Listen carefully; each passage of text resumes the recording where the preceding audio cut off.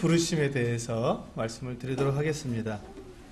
우리 주보에 있는 말씀을 보시면서 마태복음 4장 17절에서 22절에 있는 말씀을 함께 읽어보도록 하겠습니다. 마태복음 4장 17절에서 22절 말씀 함께 읽겠습니다. 시작. 이때부터 예수께서 비로소 전파하여 이르시되 회개하라, 천국이 가까이 왔느니라 하시더라.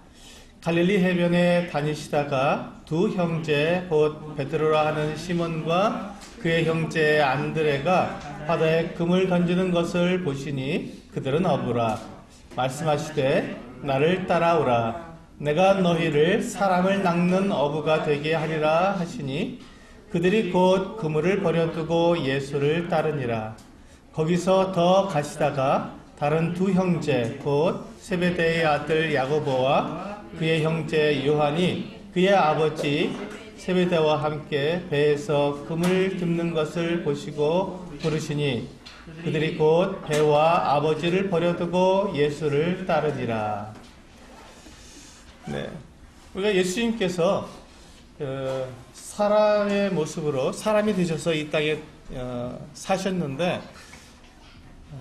30세쯤 되어서 이제 예수님께서 이 땅에 오신 본래의 목적대로 그 일을 시작하셨습니다. 그래서 첫 번째 해에 우리가 살펴본 것은 주님께서 시험을 받으시고 침례를 받으시고 그리고 이제 시험을 받으시고 시험을 이기신 그와 같은 모습을 통해서 주님은 정말 우리를 대신해서 또 십자가에 못 박혀 죽으시고 우리를 대속하실 수 있는 정말 그 같은 그 자격이 있으신 분이라는 것을 우리는 알게 되었습니다. 이제 두 번째 해에 주님께서 그 공생애를 통해서 우리들에게 무엇을 말씀해 주셨냐면 두 번째 사역을 통해서 주님께서는 사람들을 부르셨습니다. 사람들을 부르셨습니다. 주님은 이 땅에 오셔서 이 땅에 오신 그 목적이 그 사람들을 구원하시기 위함이십니다. 주님께서 이 땅에 사람으로 태어나신 이유는 십자가에 죽기 위해서 이 땅에 사람으로 오신 것이죠. 그래서 예수님께서 사람의 모습을 가지신 이유는 십자가에 죽기 위하심이고 십자가에서 죽으심으로 모든 사람들을 하나님께로 나올 수 있는 그 길을 열어주시기 위함입니다. 우리 디모데전서 2장 4절에 있는 말씀처럼 하나님은 모든 사람이 구원을 받으며 진리를 아는 데 이르기를 원하시느니라는 말씀처럼 하나님 바로 그것을 위해서 창세 전부터 그와 같은 것들을 계획하셨고 때가 되었을 때 예수 그리스도를 통해서 이제 그 일을 이루시기 시작하신 것입니다. 그러니까 하나님의 마음속에는 사람들을 어떻게 하면 사람들을 그 죄에서 건져내서 하나님께로 나올 수 있도록 하는 그 마음밖에는 없다는 것이죠. 그 수천 년 동안 하나님께서 이 사람을 만드신 그때부터 수천 년 동안 하나님 마음 가운데 가장 깊은 곳에 계셨던 그 계획이었고 그 비밀이었고 그것을 결국 예수 그리스도를 통해서 완전히 이루셨기 때문에 그 하나님의 마음속에 있는 그 사람들을 구원하시고자 하시는 하나님의 온전한 사랑을 그 구원을 통해서 나타내시고자 하시는 그 같은 것들을 우리는 생각할 수 있게 된 것입니다. 그렇다면 하나님께서 이제 그와 같은 사람들을 구원하시고 사람들을 하나님 앞으로 나올 수 있도록 하시는 이 놀라운 일들을 이루시는데 하나님께서 이루어진 그 일들을 사람들에게 전하고 사람들에게 알려주고 사람들을 인도해서 하나님께로 나올수록 이끄는 그 같은 사람들을 하나님께서 부르신다는 것이죠. 우리 주님께서 이제 당신께서 이제 사람들을 대신하는 대성물로서의 자격을 다 보여주시고 내가 바로 그와 같은 세상 죄를 지고 가는 하나님의 어린 양이라고 하는 이 놀라운 그 비밀을 침례 요한을 통해서 사람들에게 분명히 드러내신 이후에 이제 주님은 당신의 그 사역을 시작하시면서 사람들을 부르시기 시작하셨습니다. 그 사람들을 부르셔서 바로 하나님께서 창세 전부터 가지고 계신 이 계획에 사람들이 함께 하나님과 함께 일하기를 원하신 것이죠. 그 일을 함께 이루자고 부르시는 것입니다. 나와 함께 이 일을 하자. 내 일을 함께 하자 하고 부르시는 것입니다. 그래서 그 부르심이 바로 오늘 말씀의 제목처럼 최고의 부르심이라는 것입니다. 하나님의 일에 사람들을 불러서 함께 동역하게 하시는 그 하나님, 그 하나님이 바로 우리 하나님이시고 오늘 그 하나님이 예수 그리스도를 통해서 사람들을 부르시고 계시다는 것입니다.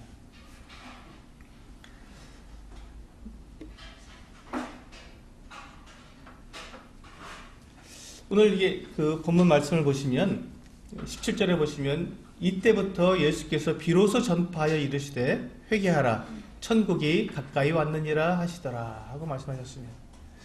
이제 예수님께서 이제 두 번째 해 공생애를 시작하시면서 비로소 전파하여 이르시되 회개하라 천국이 가까웠느니라. 예수님께서 사람들에게 가르치신 첫 번째 가르침은 회개하라는 것이었습니다. 회개하라. 근데 왜 회개하라고 하셨냐면 이 천국이 가까이 왔다는 것입니다. 그럼 예수님께서 이 회개하라고 말씀하신 그 대상이 누구냐면 이방인들이 아니었습니다. 예수님 지금 이방인들에게 회개하라고 말씀하시는 것이 아니라 이스라엘 백성들에게, 이스라엘 사람들에게, 유대인들에게 지금 말씀하고 계셨던 것입니다. 유대인들은 하나님을 모르는 사람들이 아닙니다. 하나님을 위해서라면 자기들의 목숨까지도 바칠 수 있는 그렇게 헌신된 사람들이고 하나님의 말씀이라면 정말 그들의 모든 것을 다 내놓을 수 있는 그와 같은 사람들이었습니다.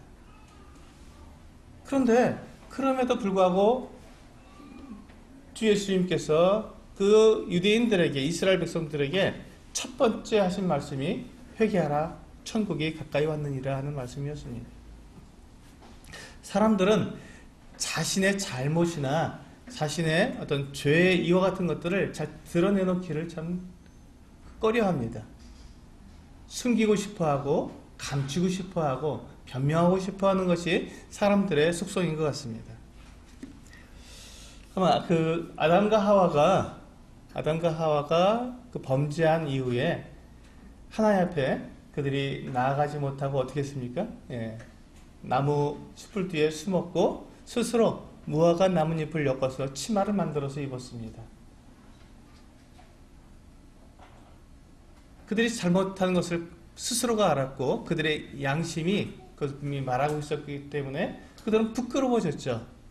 양심은 우리를 부끄럽게 하는 것입니다. 잘못했을 때 하나님의 말씀에서 우리가 벗어난 일을 했을 때 우리를 부끄럽게 만드는 것이 양심에 하는 일입니다.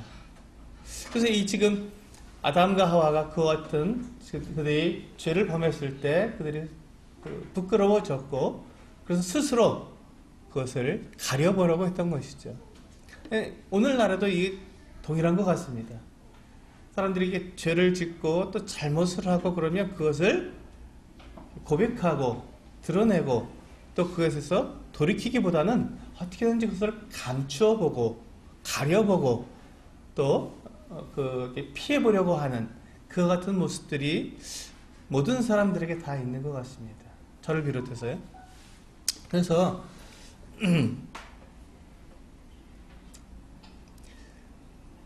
그런데 그 아담과 하와가 그렇게 자신들을 가려봤지만 그 가린 것이 성공했습니까? 네, 그러지 않았습니다.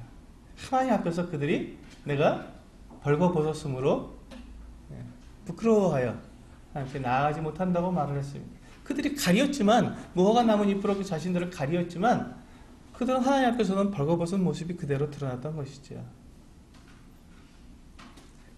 우리가 스스로 가려보고 감추어보고 숨어보려고 하지만 하나님 앞에서는 그것이 그렇게 성공하지 못한다는 것입니다. 하나님 앞에서는 모든 것이 다 드러날 수밖에 없고 하나님은 모든 것을 다 아시기 때문에 감추고 숨기고 피해보려고 해도 그것이 성공할 수 없다는 것이죠. 그래서 주 예수님께서 그것을 이 땅에 오셔서 첫 번째로 사람들에게 알려주는 말씀이었습니다. 회개하라. 우리가 아무리 가리고 아무리 숨기고 아무리 우리가 피해보려고 해도 하나님은 우리가 피할 수 없고 하나님 앞에서 우리가 숨길 수 없다는 것입니다.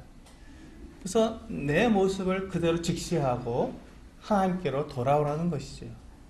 이스라엘 백성들이, 유대인들이 정말 하나님 앞에서 그들이 율법을 가지고 있고 하나님을 섬기는 사람들이고 하나님의 백성이라는 그런 이름을 가지고 있었어도, 그리고 그들이 이 성전에 나아가서 하나님께 예배드리는 그와 같은 사람들이었지만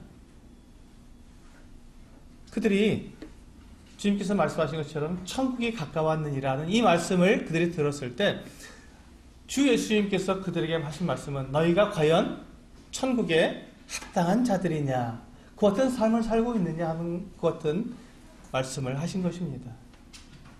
천국에 너희가 비록 유대인들이고 하나님의 이름을 가지고 있는 사람들이지만 너희들의 삶이 이 하나님의 나라에 합당한 삶을 살고 있느냐 하고 주님은 도전하신 것이죠. 만약 그렇지 않다면 회개하라는 것입니다.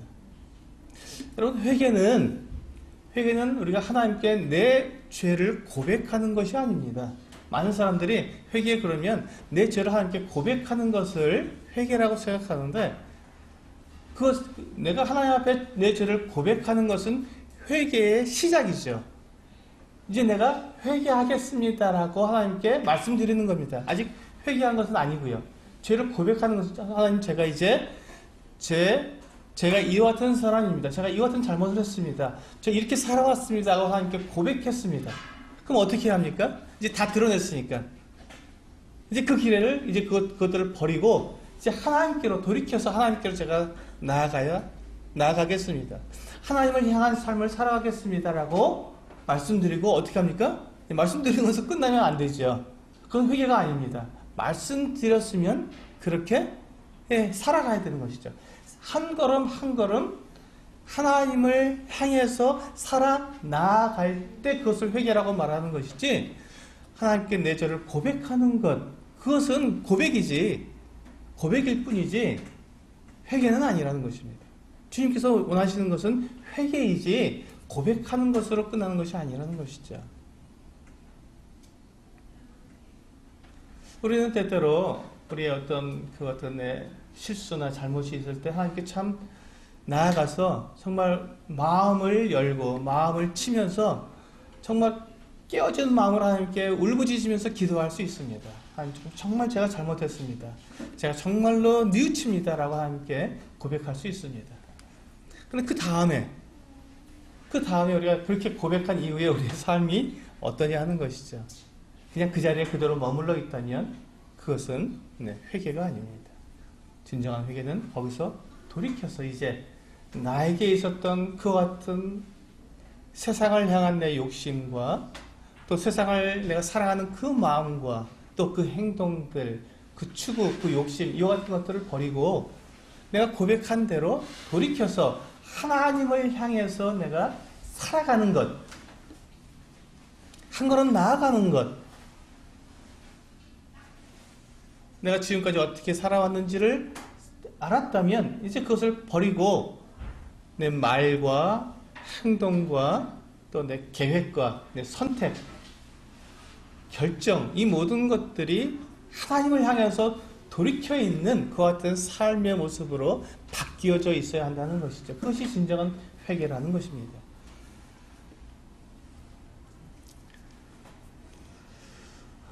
우리는 과거 어느 한 시점에 예수 그리스도를 믿고 예수 그리스도를 내 구주로 영접한 사람들입니다. 그래서 우리는 우리가 구원받은 사람 이렇게 말을 합니다. 그렇죠? 그렇다면 그때 이제 우리의 삶은 회개의 삶이 시작되었습니다. 그때 우리는 아하, 내가 지금까지 살아온 삶이 잘못된 삶이었구나, 내 방향이 잘못됐구나, 나는 지금 멸망으로 가고 있던 사람이고 난 지옥으로 가고 있던 사람인데 예수 그리스도께서 내 모든 죄를 다 용서해 주셨으니 나는 이제 지옥으로 갈 필요가 없고 그쪽 길을 택할 필요가 없고 하나님을 향해서 나아갈 수 있게 되었구나. 돌이키자. 그리고 돌이켜서 우리는 하나님을 향해서 나아가는 사람들이 되었습니다. 그래서 하나님께서 말씀하신 것을 듣고 나에게 이렇게 살라고 하셨구나. 그래서 우리는 그와 같은 삶을 살아가면서 한 걸음 한 걸음 하나님께로 향해서 나아가고 있는 사람들입니다. 그런데 우리가 그날 그 과거 어느 한 시점에 우리가 그렇게 우리의 삶을 돌이켰습니다. 돌이켰지요. 그것을 우리는 구원받은 삶, 거듭난 삶 이렇게 말을 했습니다. 근데 내가 거듭난 삶을 살아가는 가운데 지금 오늘 이 순간에 나는 과연 어떠한 믿음을 가지고 있는가 하는 것입니다. 과거에 내가 예수 그리스도를 믿은 적이 있다고 하는 그 믿음을 가지고 있는지, 아니면 오늘 현재 지금 내가 예수 그리스도께서 나의 하나님이시며 예수 그리스도께서 나의 모든 것을 인도하시는 참 하나님으로 내가 믿고 그와 같은 삶을 살아가고 있는가 하는 것입니다. 우리가 과거의 어느 순간에 예수 그리스도를 믿고 돌이킨 그것은 우리 정말 놀라운 일이고 정말 우리가 거듭났고 예수 그리스도로 말미암아서 우리가 영생을 얻은 정말 너무 귀한 그 같은 날입니다. 그런데 그 날로 그치는 것이 아니라 이제 그때 돌이켰으면 지금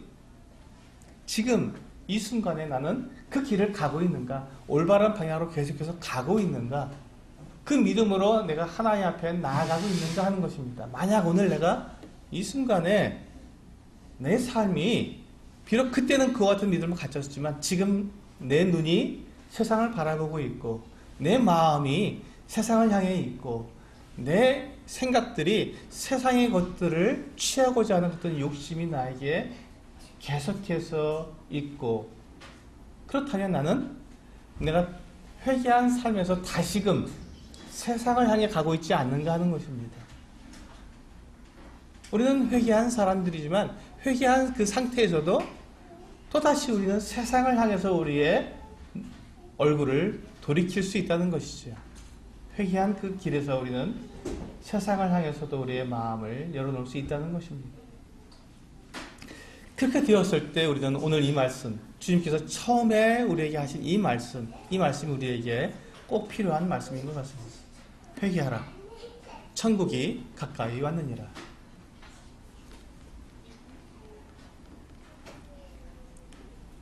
주님께서 이 말씀을 지금부터 2000년 전에 하셨는데 지금은 주님의 나라가 이제 더 가까이 왔습니다. 그렇죠? 세계의 여러 가지 정세들, 또 여러 가지 그 소문들, 난리의 소문들을 들어보면 정말로 주님께서 다시 오실 때가 매우 가까운 것을 우리는 알 수 있습니다. 여러분, 성경에서는요, 주님께서 다시 오심을 이렇게 말씀해 주실 때 어떻게 말씀하고 있냐면, 마치 그 임신한 여자가 갑자기 아이를 낳는 것 같은 그와 같은 모습으로 우리에게 말씀해 주고 있습니다.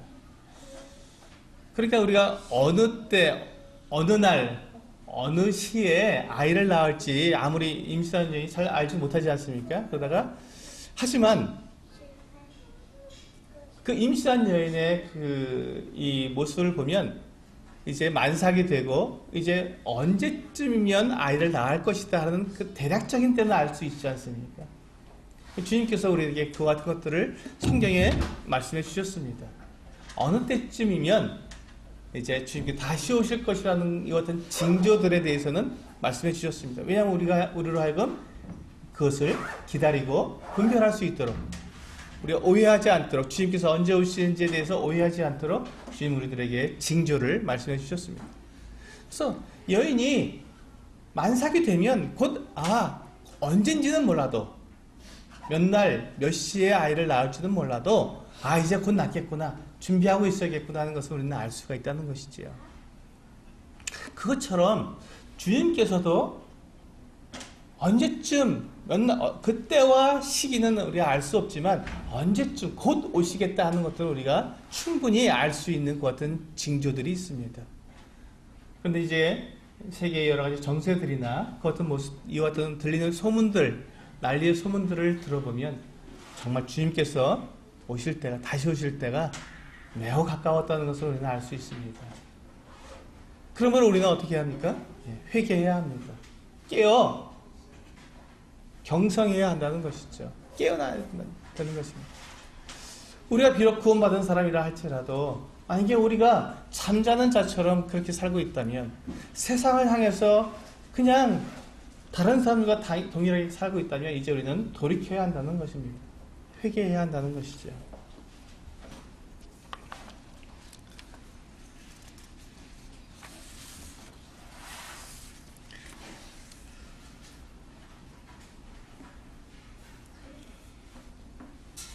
주님께서 그 말씀을 하신 다음에 이제 주님께서 갈릴리 해변을 다니셨습니다.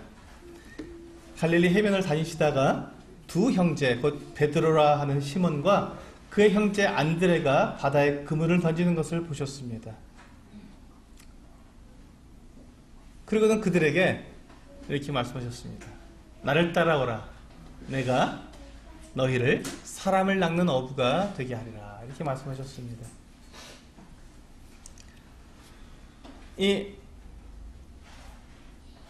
지금 베드로와 이 안드레가 있는 곳은 갈릴리 호수였습니다. 여러분, 갈릴리 호수는 때때로 우리가 갈릴리 바다라고도 말을 합니다. 바다. 아니, 호수인데 호수를 왜 바다라고 부를까요? 이 갈릴리 호수가 어마어마하게 크기 때문에 그렇습니다. 갈릴리 호수는요, 동서로는 12km입니다. 직선거리가 12km입니다. 그리고 남북으로는요 22km입니다. 그러니까 한 도시만 한 거예요. 웬만한 도시만 한 겁니다. 그러니까 이렇게 보면 수평선이 보이니까 이 갈릴리 호수를 바다라고 부르는 거예요. 깊이가요, 평균 깊이가 25m고 제일 깊은 데는 50m가 됩니다. 거의 바다와 같죠, 진짜. 근데 그 물은 짠물이 아니라 민물입니다.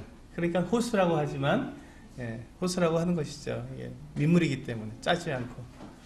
그래서 이 갈릴리 호수는 그렇게 큰데, 지금 베드로와 안드레는 어부였습니다. 그 갈릴리 호수에서 평생 고기를 잡아온 어부였습니다. 그리고 그들에게 뭐가 있었습니까? 배가 있었습니다.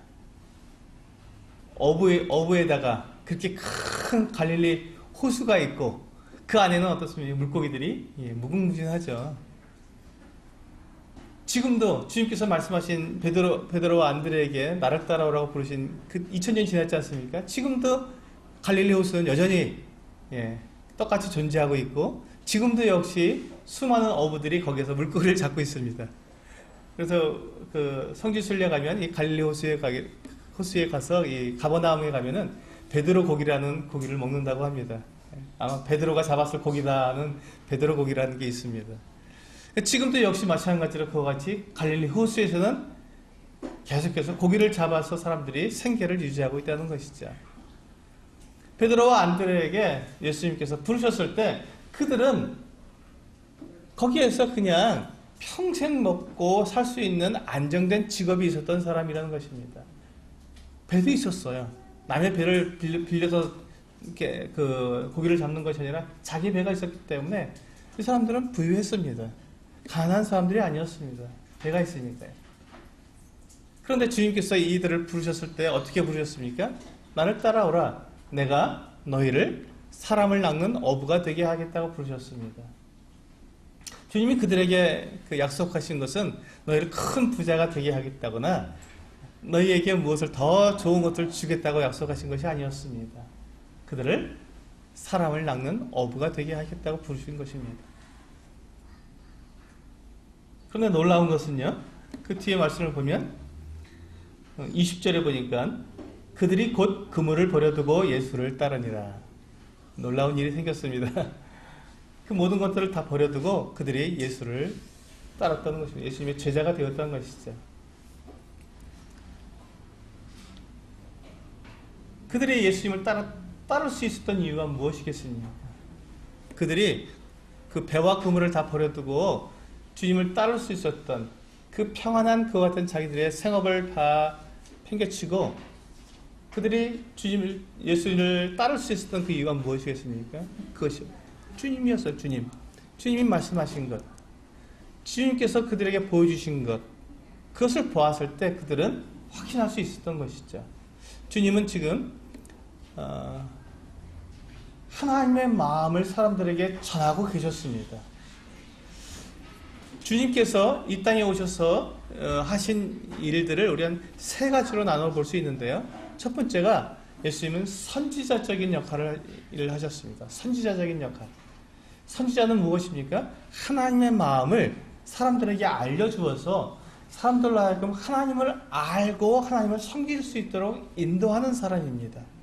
그러니까 수많은 선지자들이 이 구약성경에 보면 나오죠. 그들이 계속해서 하나님께로부터 하나님의 말씀을 듣고 그것을 받아서 사람들에게 전해주었습니다. 하나님께서는 어떤 마음으로 지금 이와 같은 일들을 하시는지 알게 하시는 것이죠. 하나님이 참으로 내가 너희를 향해서 슬프다 라고 말씀하시면 그들에게 가서 하나님이 얼마나 슬퍼하시는지 선지자들은 알려주었습니다. 하나님께서 무엇을 기뻐하시는지 사람들에게 알려준 사람들이 선지자들입니다. 그런데 우리 주 예수 그리스도만큼 하나님의 마음을 정확하고 완전하게 사람들에게 알려줄 수 있는 선지자가 누가 있겠습니까? 그래서 예수님은 선지자로서 이 땅에 오셔서 일을 하셨던 것입니다. 두 번째는 예수님께서는 그 왕으로 오셨습니다. 사람들을 이제 왕으로서 사람들을 인도하는, 사람들을 다스리시는 그 같은 일을 하시는 것이죠. 세 번째는 예수님은 제사장으로서 오셨습니다. 주님께서는 이제 마지막에 십자가에서 자기 자신을 제물로 드리는, 완전한 제물을 하나님께 제사를 드리는 제사장으로서 그분은 일을 하셨던 것입니다. 오늘 이제 우리가 보는 이 주님의 이 두 번째 해의 이 사역은 선지자적인 역할을 하시는 주님의 모습입니다. 주님께서는 선지자로서 일을 하셨는데 어떻게 일을 하셨습니까? 하나님의 마음을 알려주신 것이죠. 하나님의 마음이 무엇입니까? 나는 사람들이 멸망하는 것을 원치 않는다. 나는 사람들이 하나님께 나와서 구원을 받고 생명을 얻는 것을 원한다 하는 것이 하나님의 마음입니다. 그 마음을 주님께서 사람들에게 알려주셨고 사람들이 그것을 알고 그 일에 하나님과 동역하자고, 나와 함께 일을 하자고 예수님께서 부르신 것이죠. 그래서 지금 이 예수님께서 사람들에게 그와 같은 그 가르침을 계속하고 계셨고, 이제 지금 그 같은 가르침 가운데에서 예수님은 베드로와 안드레를 나를 따라오라고 부르셨던 것이죠. 내가 너희를 사람을 낚는 어부가 되게 하겠다. 너희가 지금까지는 고기를 낚았다. 하지만 이제는 사람을 낚는다. 이게 무슨 말입니까? 하나님의 동역자가 되자는 것이죠. 하나님의 동역자. 지금까지는 너희 그냥 삶을 위해서, 너희 육체를 위해서 살아왔지만 이제 거기서도 벗어나자. 이제 그것에서 벗어나서 하나님의 동역자가 되자. 하나님의 일에 동참하는 자가 되자고 부르신 것입니다. 그러니까 이 부르심은 최고의 부르심이죠. 이 얼마나 정말 존귀하고 놀랍고 큰 부르심입니까? 그 누가 우리를 하나님과 동역할 수 있는 사람으로 만들어줄 수 있겠습니까? 아무리 내가 일을 해도 하나님과 동역할 수 있는 사람이 될 수 있겠습니까? 내가 돈을 아무리 모아도, 내가 아무리 높은 자리에, 사회적으로 내가 높은 위치에 있다 할지라도 내가 하나님과 동역하는, 하나님의 일에 나를 드리는 그 같은 그 모습보다 더 높은, 더 최고의 같은 부르심이 있겠습니까? 주님은 바로 그 같은 부르심으로 이 베드로와 안드레를 부르신 것입니다. 우리 누가복음 5장을 한번 열어보시겠습니다. 같은 말씀이 좀 더 잘 설명이 되어 있습니다. 누가복음 5장에는 조금 더 잘 설명이 되어 있습니다. 누가복음 5장 1절부터 몇 절을 좀 읽어보도록 하겠습니다. 무리가 몰려와서 하나님의 말씀을 들을새 예수는 게네사렛 호숫가에 서서 호숫가에 배 두 척이 있는 것을 보시니 어부들은 배에서 나와서 그물을 씻는지라. 예수께서 한 배에 오르시니 그 배는 시몬의 배라. 육지에서 조금 떼기를 청하시고 앉으사 배에서 무리를 가르치시더니 말씀을 마치시고 시몬에게 이르시되 깊은 데로 가서 그물을 내려 고기를 잡으라. 시몬이 대답하여 이르되 선생님 우리들이 밤이 새도록 수고하였으되 잡은 것이 없지만은 말씀에 의지하여 내가 그물을 내리리이다 하고 그렇게 하니 고기를 잡은 것이 심히 많아 그물이 찢어지는지라. 이에 다른 배에 있는 동무들에게 손짓하여 와서 도와달라 하니 그들이 와서 두 배의 채움에 잠기게 되었더라. 6절부터 잘 보시기 바랍니다. 시몬 베드로가 이를 보고 예수의 무릎 아래에 엎드려 이르되 주여 나를 떠나소서 나는 죄인이로소이다 하니 이는 자기 및 자기와 함께 있는 모든 사람이 고기 잡힌 것으로 말미암아 놀라고 세베대의 아들로서 시몬의 동업자인 야고보와 요한도 놀랐습니다. 예수께서 시몬에게 이르시되 무서워하지 말라. 이제후로는 내가 사람을 취하리라 하시니 그들이 배들을 육지에 대고 모든 것을 버려두고 어떻게 하셨다고요? 예수를 따르니라. 여기 보시면 이제 이 베드로와 안드레 또 야고보 요한 이 네 명의 어부가 예수님을 따르게 되는 예수님의 제자가 되는 이 과정을 자세하게 설명해 주고 있습니다. 예수님께서 이제 그 게네사렛 호수라고 또 갈릴리 호수, 갈릴리 바다, 게네사렛 호수, 뭐 가다라, 뭐 이런 여러 가지 이름을 불렸던 이유가 똑같은 호수인데 왜냐하면 워낙에 크니까 각 지방마다 자기들 편한 대로 이름을 붙여서 불렀기 때문에 몇 가지 이름이 있는 것입니다. 이 갈릴리 호수라는 것이 가장 대표적인 이름이지만 또한 게네사렛 호수라는 이름으로도 같은 그렇게 불렸던 것이죠. 이 게네사렛 호숫가에서 이제 예수님께서 이렇게 걸어가시는데 사람들이 막 몰려서 예수님을 따라온 것입니다. 예수님께 말씀을 듣고자 했던 것이죠. 예수님의 말씀은 선지자 그 서기관과 바리새인들과 같지 않고 권위가 있었고 정말 하나님의 말씀을 쉽게 잘 설명해 주었기 때문에 사람들이 예수님의 말씀을 듣고자 따라왔던 것입니다. 또한 예수님께서 병도 고쳐주시고 그렇기 때문에 많은 사람들이 예수님을 따라왔습니다. 그래서 이 바닷가에서 예수님께서 이 사람들에게 말씀을 전하기가 쉽지가 않으니까 바닷가에 이 호숫가에 배 두 척이 있는 것을 보시고는 베드로의 배에 올라가셨습니다. 오르셔서 베드로에게 조금 거리를 육지에서부터 조금 띄우라고 말씀하셨습니다. 그러면 이제 사람들이 예수님께로 몰려들지 못하고 편안하게 예수님을 이렇게 바라볼 수 있기 때문에 이렇게 강대상이 되는 것이죠. 배를 강대상 삼아서 배에 앉으셔서 이렇게 그 호숫가에 이렇게 쭉 앉아 있는 사람들에게 말씀을 편안하게 전할 수 있는 것이죠. 방해받지 않고 사람들이 막 몰려들어서 이렇게 만지거나 이렇게 하지 않도록 하시고 말씀을 전하신 겁니다. 예수님께서 이렇게 그들에게 하나님의 마음을, 하나님의 뜻을, 계획을 사람들에게 알려주셨습니다. 말씀을 다 마치신 다음에 이제 베드로에게 이제 뱃삭을 지불하신 겁니다. 그 배를 빌렸으니까, 강대상으로 잠깐 빌렸으니까 뱃삭을 지불하셨죠. 어떻게 지불하셨습니까? 네가 깊은 곳으로 가서 그물을 내려라 하고 주님이 말씀하셨습니다. 여러분, 예수님은 30세가 될 때까지 목수의 아들이셨습니다. 목수셨죠, 그러니까. 그분은 목수셨지, 바다에 대해서 잘 모르지 않습니까? 우리 생각했을 때. 근데 이 베드로는 평생을 이 갈릴리 호수에서 고기를 잡은 어부였습니다. 그 동료들도 다 마찬가지였고요. 그런데 그들이 뭐라고 말합니까? 밤새도록. 고기는 밤에 잡지 않습니까? 이렇게. 그래서 불빛만 조금 비치면 몰려드니까 거기다가 그물을 던져서 고기를 잡습니다.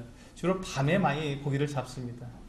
낮에는 이제 보통 고기들이 잠을 자거나 또 빛이 많으니까 자기들 뭐하는 대로 막 돌아다닙니다. 근데 밤에는 조그만 등불 하나만 켜도 그 빛으로 고기들이 몰려드니까 거기다가 그물을 내려서 싹 잡습니다. 근데 밤새도록 그물을 내렸는데 잡지 못했습니다. 근데 지금은 한낮이 아닙니까? 한낮에 밝은데 주님께서 이 베드로에게 깊은 데로 가서 그물을 내리라고 말씀하셨습니다. 그랬더니 베드로가 주님, 제가 우리 친구들이 함께 밤새도록 했지만 얻은 것이 없지만 주님께서 이렇게 말씀하시니까 말씀하신 대로 제가 한번 해보겠습니다. 저는 뭐 잡힐 거라고 생각 안 합니다 라는 말이 뒤에 붙어 있었겠죠. 마음속으로는 한번 제가 따르겠습니다 라고는 했지만 왜 따랐습니까? 베드로가 예수님의 그 말씀을 들었을 때 이분은 다른다는 것을 알았기 때문에 그렇습니다. 이분은 병도 고쳐주시고 이분은 사람들에게 참 좋은 말씀하시는 분이니까 한번 따라볼 수 있는 그 정도 권위는 있다고 생각했던 것이죠. 베드로는 아직까지 예수님을 주님으로 하나님의 아들로 그가 아직 보지 못했던 것 같습니다. 다만 뛰어난 선생님, 선지자 이 정도로는 그가 알아서도 주님으로는, 주인으로, 하나님으로는 그가 아직 알지 못했던 것 같습니다. 그런데 그가 예수님의 그 말씀에 순종해서 가서 깊은 데로 가서 그물을 내렸는데 예상치 않게 그 결과가, 놀라운 결과가 일어났죠. 고기가 너무 많이 잡혀서 예, 베드로의 그 그물에 고기가 너무 많이 잡혀서 그물이 찢어질 정도가 됐습니다. 근데 그물이 찢어지면 이제 소용없지 않습니까? 다 도망갈 테니까. 그러니까 이제 배가 두 척이 있었지 않습니까? 그러니까 거기 나머지 한 척에게 오라고 했습니다. 그 배가 누구의 배였습니까? 예, 야고보와 요한의 배였습니다. 야고보와 요한이 그 배를 가지고 와서 함께 그물을 들어서 이제 고기를 실었는데 두 배가 잠길 정도로 만선이 된 거죠. 완전히 배 두 척에게 주님께서 선물을 주신 것입니다. 그들은 어부였기 때문에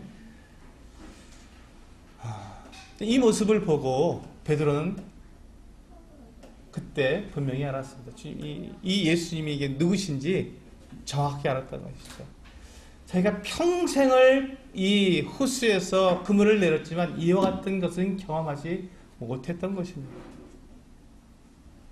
고기의 속성을 너무 잘 알고 있고 어떻게 해야 물고기를 잡을 수 있는지 정확하게 알고 있었던 이 베드로가 자기의 생각과 전혀 다르게 자기의 경험을 완전히 뛰어넘는 이 놀라운 일을 이루시는 이 예수님을 그가 생각했을 때 그는 드디어 예수님이 하나님의 아들이신 것을 알게 되었던 것이죠.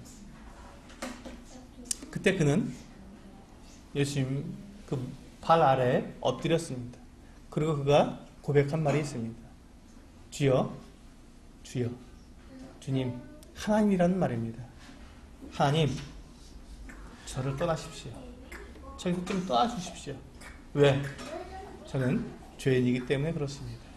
이 말은 우리가 그 이사야서에 보면 이사야가 그 우시야 왕 때 그가 그 하늘에 보좌가 열리고 하늘이 열리고 그 보좌에 앉으신 이를 그가 보았을 때 한 말과 똑같습니다. 내게 화로다, 내게 화로다. 나는 입술이 부정한 자, 내가 죄 가운데 거하는 사람으로서 거룩하신 하나님을 배웠기 때문에 난 이제 죽었구나. 내가 죄인으로서 어떻게 하나님을 뵀냐? 나는 이제 죽었다. 나는 이제 죽었다. 아이고, 내가 이제 죽었구나 하는 그 어떤 고백이었습니다. 죄인이 하나님을 만났으니 이제 그는 죽었다고 고백한 것입니다. 네, 동일합니다. 베드로가 지금 그 같은 동일한 고백합니다. 주여, 저를 떠나십시오. 저는 죄인입니다. 어떻게 거룩하신 하나님이 앞에 제가 이렇게 죄인으로서 이렇게 함께 있다는 것이 너무 두렵습니다. 저를 떠나십시오. 하고 그가 고백했던 것입니다.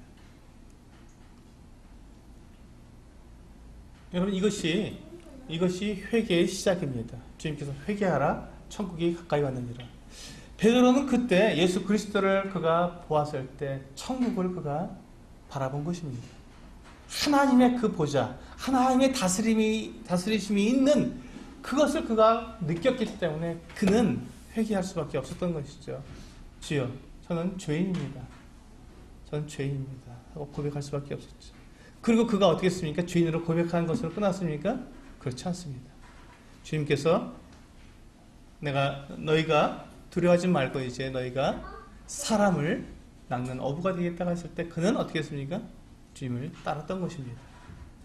그가 고백하고 그가 주님으로 고백한 그 주님을 바라보면서 그는 그냥 거기에 그 자리에 그냥 머물러 있었던 것이 아니라 여전히 그가 갈릴리 바다에서 물고기를 잡는 사람을 있었던 것이 아니라 주님께서 말씀하신 그대로 사람을 낚는 어부로서 그가 나왔던 것이죠. 주님을 따랐던 것입니다. 이것이 베드로가 했던 참된 회개의 모습입니다. 주님은 우리들에게도 동일한 부르심을 부르고 있습니다. 주님께서 우리에게 복음을 전하시고 하나님의 뜻을 우리에게 알게 하셨습니다. 우리도 동일한 것을 지금 이 성경을 통해서 베드로가 알고 있었던 그 주님, 베드로가 믿고 있었던 그 하나님께서 우리 사람들에 대해서 어떤 계획을 가지고 계셨는지 우리는 아주 명확하게, 정확하게, 변함없이 우리는 성경을 통해서는 알 수 있습니다. 제가 하나님께서 모든 사람이 구원을 받으며 진리를 아는데 이르기를 원한다는 것을 제가 어떻게 알 수 있겠습니까? 제가 하나님의 마음을 볼 수 있는 것도 아닌데 어떻게 알 수 있겠습니까? 바로 성경이 우리에게 알려주고 있습니다. 하나님께서 이 성경을 통해서 우리들에게 동일한 부르심을 부르시고 있는 것이죠. 나를 따라오너라. 내가 너희로 사람을 낚는 어부가 되게 하겠다고 주님은 우리를 부르시고 계신 것입니다. 동일하게. 이것이 최고의 부르심입니다. 그렇다면 우리는 그렇게 말을 할 수 있습니다. 그렇다면 우리가 베드로처럼 우리의 직장도 버리고 사업도 버리고 내 하는 일들 다 버리고 그냥 그럼 주님만 따라가야 되니까? 라고 묻는 그런 경우도 있습니다. 근데 그렇지 않습니다. 그렇지 않습니다. 주님은 우리를 각자를 부르셨습니다. 각자를 주님께 부르셨습니다. 주님께서 이 땅에 계실 때 주님의 그 모습을 보고 주님을 따랐던 수많은 사람들이 있습니다. 그렇죠? 근데 그 중에서 주님께서 모든 것을 버리고 주님을 따르도록 부르신 사람이 몇 사람이었습니까? 12명이면 12명. 12명밖에 없습니다. 오늘 이 본문에서 베드로와 안드레, 야고보, 요한, 그리고 또 누가복음 5장 우리 봤죠? 그 뒤에서 보시면 또 마태를 부르십니다. 그 이후에 쭉 부르셔서 나중에 예수님께서 자기와 함께하고 함께 전도도 하고 그들의 모든 삶을 다 버리고 주님과 함께 있도록 부르신 그 사람들의 숫자는 12명 뿐입니다. 모든 사람을 다 버리고 나를 다 쫓으라고 부르신 것이 아닙니다. 단지 12명밖에 아니라는 것입니다. 그럼 나머지는요? 각자의 삶에서 그 일을 감당해야죠. 각자의 삶에서. 어떤 사람은 주님께서 그렇게 모든 것을 다 버리고 주님께서 주시는 그것을 더 효과적으로, 더 전심으로 그것을 할 수 있도록 부르시기도 하지만 어떤 사람은 그 자리에서, 그가 있는 그 자리에서 그대로 그 같은 일을 감당하도록 부르시기도 한다는 것입니다.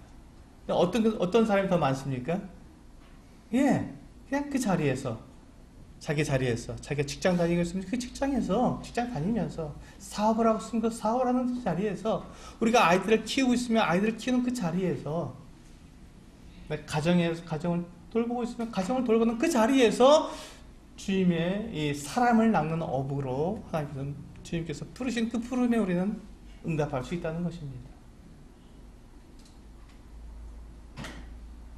우리는 때때로 주님의 부르심에 내가 응답해야 하면 모든 것을 다 버리고 쫓아야 한다는 이 같은 생각을 가지고 난 그렇게 할 수 없으니까 나는 부르시지 않으셨을 거야 라는 그 같은 오해를 하기가 쉽습니다. 그렇지 않습니다. 주님께서 이 땅에 계실 때 두 번째 해 주님께서는 사람들을 이 하나님의 이 최고의 부르심으로 사람들을 부르셨습니다. 초청했습니다. 우리가 함께하자. 하나님의 일을 함께하자. 하나님께서 이 모든 길을 다 열어놓으셨다.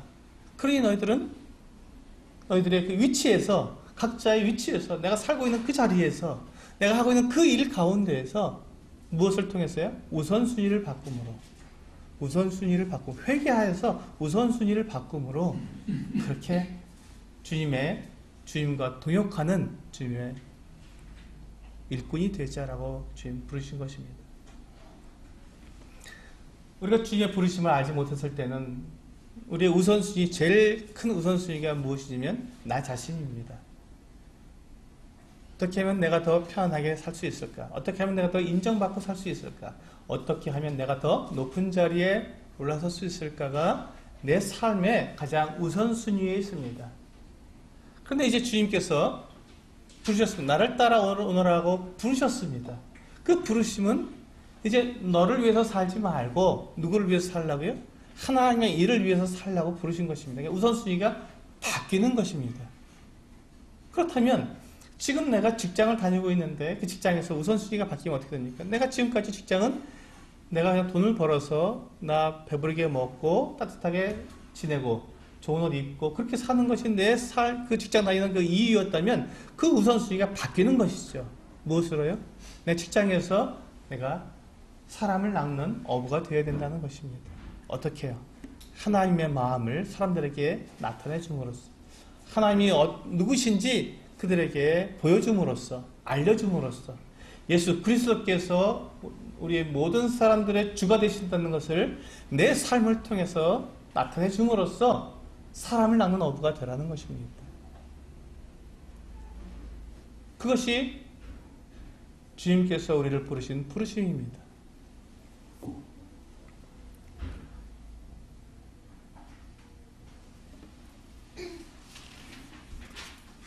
주님께서 이 땅에 오신 분명한 목적은 사람들을 구원하시기 위함입니다. 그런데 주님은 이미 십자가에서 그 모든 일들을 다 이루셨습니다. 그리고 이제 주님은 하늘로 올라가셔서 하나님 보좌 우편에 앉아 계십니다. 그리고 그와 같은 일들을, 사람들을 그 길로 들어서게 할 수 있는 그 일, 사람들을 불러서 나와 함께 하나님께로 나아가자고 부르는 초청하는 그 일, 우리는 그것을 전도라고 말을 합니다. 사람들을 하나님께로 이끌어오는 그 일은 사람들에게 맡기신 것이죠. 그 일은 사람들에게 맡기신 것이죠. 우리가 가만히 앉아있으면 하나님께서 그 일을 다 하시는 것이 아닙니다. 그래서 주님께서 우리에게 부탁하셨지 않습니까? 제자들에게 명령하셨죠. 너희는 가서 모든 민족으로 제자를 삼으라고 말씀하셨습니다. 그리고 너희는 예루살렘, 온 유대와 사마리아와 땅끝까지 이르러 내 증인이 되리라고 말씀하셨습니다. 그것이 주님께서 우리에게 하신 명령이요 부르심입니다. 그래서 사도행전에 보면 이와 같은 주님의 이 명령을 받은 사람들이 이제 각 곳으로 흩어져서 이제 그들이 사람들에게 예수 그리스도를 나타내고 복음을 전해서 사람들이 하나님을 믿게 되었고 예수 그리스도를 믿고 그들이 교회에 더해진 모습들을 볼 수 있습니다. 성령께서 그들과 함께 하셨습니다. 지금 오늘 이 순간에도 성령께서 우리와 함께 하고 계십니다. 성령께서 우리에게 지금 이 말씀을 하고 계신 것입니다. 우리를 지금 돌아보라고 말씀하고 계시죠. 주님께서 우리에게 하시는 말씀은 회개하라는 것입니다. 주님께서 분명히 우리를 그와 같이 사람을 낚는 업으로 우리를 부르셨고 우리의 삶에서 가장 우선순위를 하나님의 두라고 우리에게 말씀하셨는데 우리가 그렇게 하지 못했다면 우리는 이제 우리 자신을 돌아보면서 우리는 회개해야 한다는 것입니다. 내가 어떠한 부르심을 받은 사람인가, 내가 어떤 소명과 사명을 가진 사람인가를 확실하게 알으라는 것입니다. 주님께서 우리를 부르셨을 때 우리는 그냥 구원받고 하늘나라 가기 위해서 그냥 그렇게만 부르신 것이 아니라 하나님의 일에 동참하도록 하나님의 동역자로서 우리를 부르셨다는 것입니다. 우리 그것을 여러 번 듣고 여러 번 우리는 알고 있으면서 성경을 통해서 우리가 알고 있으면서도 우리가 그 일을 함께 하지 못했다면 이제 우리는 회개해야 한다는 것입니다. 그리고 그 일에 우리가 함께 나아가야 하는 것이죠.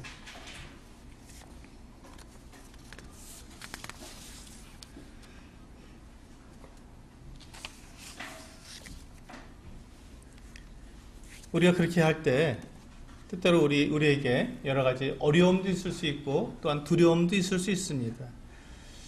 그래서 주님께서 우리에게 이와 같이 말씀하십니다. 수고하고 무거운 짐진 자들아 다 내게로 오라. 내가 너희를 쉬게 하리라 하고 말씀하셨습니다. 주님은 우리들에게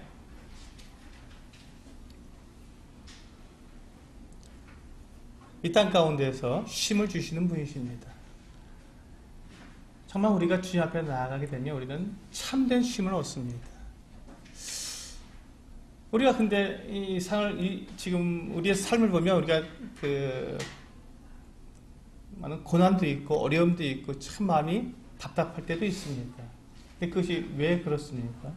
왜 그런지 한번 생각해 보신 적이 있으십니까? 우리가 참으로 쉼을 얻지 못하고 이 세상 가운데서 우리가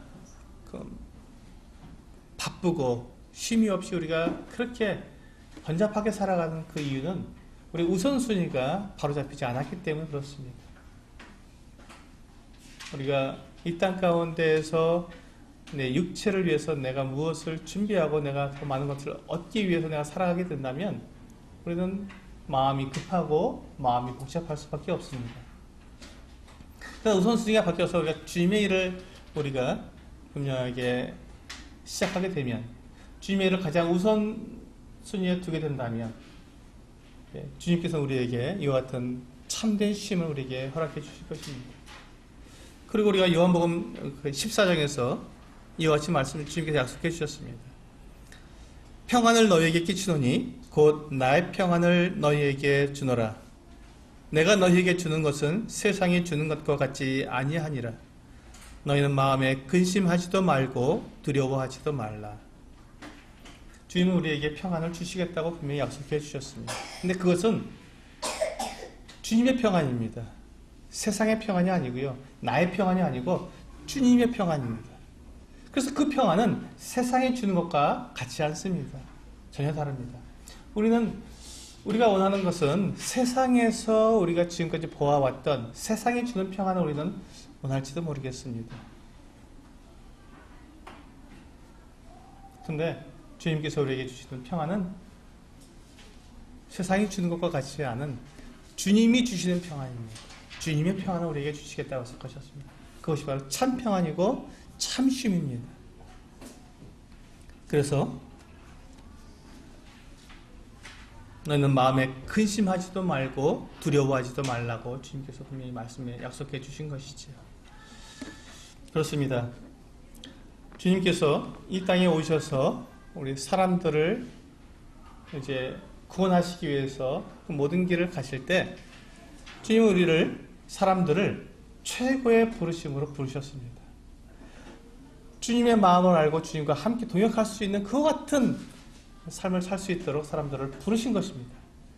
그래서 사람들로 하여금 하나님 앞에 나올 수 있도록 구원받을 수 있도록 그들의 죄를 다 용서받고 주님 앞에 나올 수 있도록 주님은 그와 같은 일을 하셨던 것입니다. 그 일에 우리를 동일하게 부르셨습니다. 우리도 그와 같이 정말 놀랍고 이 최고의 부르심에 우리가 응답하고 거기에 순종하게 된다면 우리가 주님과 동역하는 주님께 주시는 이 참평안, 참심을 우리는 누릴 수 있게 될 것입니다. 기도하시고 마치도록 하겠습니다.